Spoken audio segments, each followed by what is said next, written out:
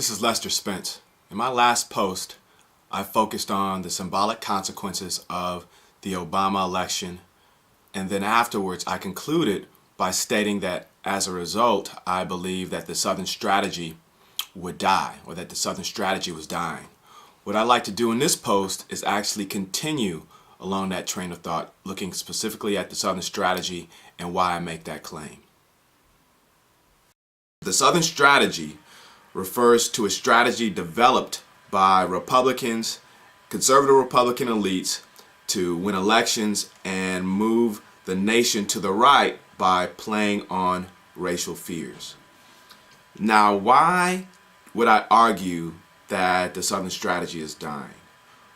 What I talked about in my last post was research conducted out of Harvard that suggests that whites subconsciously associate America and its symbols with whiteness. And I then suggested that what Obama's election will do is kind of blow this paradigm out of the water, right? And in fact, it may be a signal that that paradigm is already changing among younger voters and among perhaps more progressive whites. I think as whites are becoming more attitudinally used to the idea that America is more than white, they will become attitudinally used to the idea, or they are becoming more attitudinally used to the idea that non-whites actually deserve services and deserve to be taken care of by the government to the same degree that whites do. In other words, one of the things that the Southern strategy was good at doing was creating a stark dichotomy, a zero-sum dichotomy between whites and non-whites on the issue of who should get stuff from government, right? So under the Southern strategy, blacks become undeserving and whites become deserving. Furthermore, any gain in resources by blacks comes with a loss in resources by whites.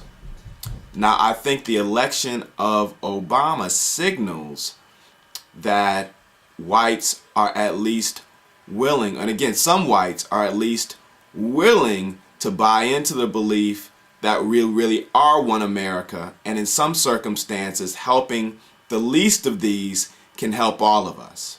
And I think that given the current economy, this has a particular valence, right? Where for the first time in a while, whites are realizing that perhaps they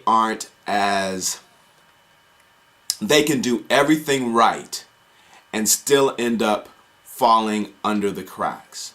And in this case, they end up having more in common with poor people in general and the black poor specifically than perhaps they felt they had before. And this makes the Southern strategy less viable as a tactic. Issues of welfare, for example, just won't have the same valence among this population given this time that it once had, right? So that's one possibility, and that's kind of a symbolic approach, or a symbolic politics approach, right? So whites see Obama elected, they're more willing, in seeing him elected, they're more willing to say, okay, America is bigger than we thought it was, and we have a lot more room to give people resources than perhaps we thought, even if those people are non-white, right? So that's kind of a symbolic approach. But then there's also, related to that, a political approach, where the Obama election signals the first time that community organizing techniques have been used at a presidential level in order to turn out votes.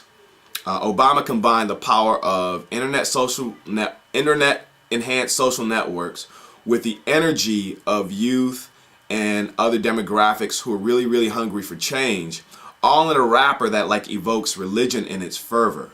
And simultaneously, Howard Dean has spent the last 4 years trying to put a Democratic presence in every state, Whereas before there were whole swaths or whole swatches of regions, or whole regions rather, that that the Democratic Party would only touch once every 4 years, and of course they would lose. Now these two strategies, or these two tactics, didn't really play well together, but what they did is they opened up larger bodies of citizens to be mobilized to vote than what the Democrats had access to before. Now, why does this matter? To be successful, what the Southern strategy requires, like any other electoral strategy, it requires that they get more votes than the opposition, right? It's that if we assume that this wave of voter activity is enduring rather than just happening like once every 40 or 50 years, then what it means is that it's going to be increasingly difficult for the GOP at a national level in general and at a state level, depending on the state. It's going to be really hard for them to get the voters using that strategy that they need in order to get more than 50% for a given candidate or for a given issue. Now, they are going to be effective in mobilizing the types of voters who supported Palin and McCain, but again, I suggest that that's not going to be enough, just like it wasn't enough in this particular election. So I think that the Southern strategy in its current form will have to die. Now, this doesn't mean that I believe that white racial attitudes are going to change to the point where everything is quote-unquote hunky-dory. But what I do think it means is that in order for the types of tactics we associate with the Southern strategy to work, that it's going to have to take some type of form that we're not familiar with, or some type of form that perhaps we can't predict, at least as it relates to some non-whites. Like, so for example, I think that it's possible. No. Take two. So I think that the Southern strategy, as we know it, is going to have to die. This does not mean that I believe that race will no longer be used to inculcate conservative attitudes or to drive support for conservative policies or to increase support for conservative candidates. But what it does mean is that the types of tactics used that we would consider to be part of the Southern strategy are just going to become less and less effective on a national level, less and less effective at a state level, and that it will have to effectively morph into something else that will call for convenience sake the Southern strategy for it to work.